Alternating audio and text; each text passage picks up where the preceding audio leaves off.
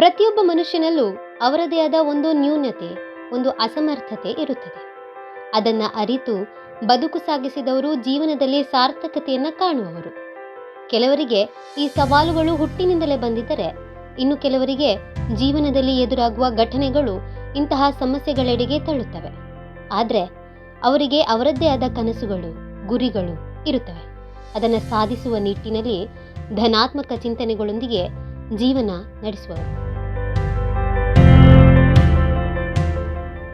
ಇಂತಹ ವಿಶೇಷ ಸಾಮರ್ಥ್ಯದ ಮಕ್ಕಳನ್ನು ಬೆಳೆಸುವುದು ಹೆತ್ತವರಿಗೆ ಒಂದು ಸವಾಲೇ ಸರಿ. ಇಂತಹ ಮಕ್ಕಳಿಗೆ ವಿಶೇಷ ಆರೈಕೆ ಮತ್ತು ತರಬೇತಿ ನೀಡಲು ಕೆಲವು ವಿಶೇಷ ಶಾಲೆಗಳು ಮತ್ತು ತರಬೇತಿ ಕೇಂದ್ರಗಳು ಕಾರ್ಯನಿರ್ವಹಿಸುತ್ತಿವೆ.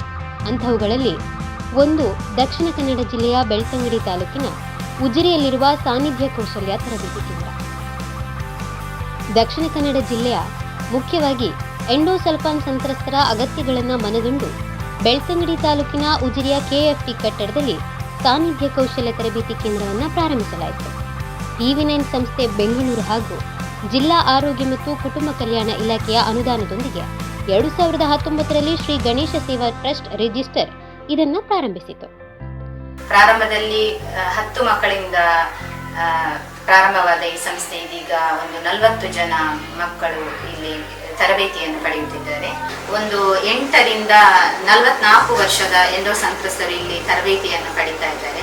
ಅದಕ್ಕೆ ಬೇರೆ ಬೇರೆ ವಿಶೇಷ ಶಿಕ್ಷಕರು ಆಗಿರ್ಬೋದು ಹಾಗೂ ಕರಕುಶಲ ತರಬೇತಿಯಲ್ಲಿ ಪರಿಣಿತ ಪಡೆದ ಶಿಕ್ಷಕರು ಒಟ್ಟಾಗಿ ಎಲ್ಲ ಸಿಬ್ಬಂದಿಗಳು ಸೇರಿ 13 ಜನ ಸಿಬ್ಬಂದಿಗಳನ್ನೊಳಗೊಂಡಂತೆ ಮಕ್ಕಳಿಗೆ ತರಬೇತಿಯನ್ನು ನೀಡಲಾಗುತ್ತದೆ. ಪ್ರೀತಿ ಹಾಗೂ ನಂಬಿಕೆಯಿಂದಲೇ ಮುನ್ನಡೆಯುವ ಈ ಸಂಸ್ಥೆಯ ಶಿಕ್ಷಕರು ಕೇವಲ ಪಾಠ ಹೇಳುವವರಲ್ಲ, ಅವರು ಈ ವಿಶೇಷ ಮಕ್ಕಳ ಬದುಕಿನ ಕತ್ತಲೆಯನ್ನು ದೂರ ಮಾಡುವ ಪ್ರತಿದಿನದ ಬೆಳಕಿನ ಕಿರಣಗಳು.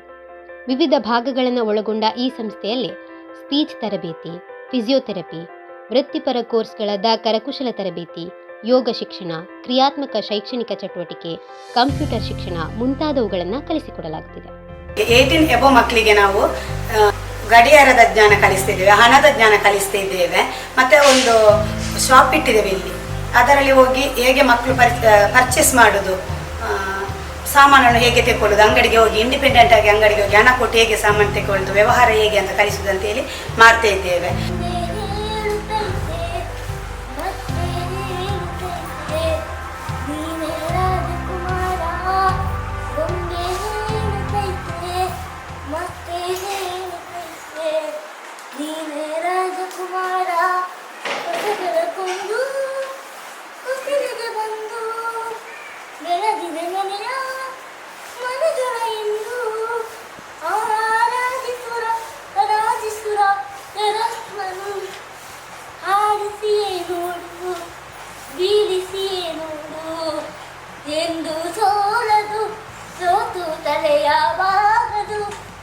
ಈ ವಿಶೇಷ ಚೇತನರ ಕಣ್ಣಿನಲ್ಲಿ ದೊಡ್ಡ ಕನಸುಗಳು ಮಿಂಚುತ್ತಿವೆ.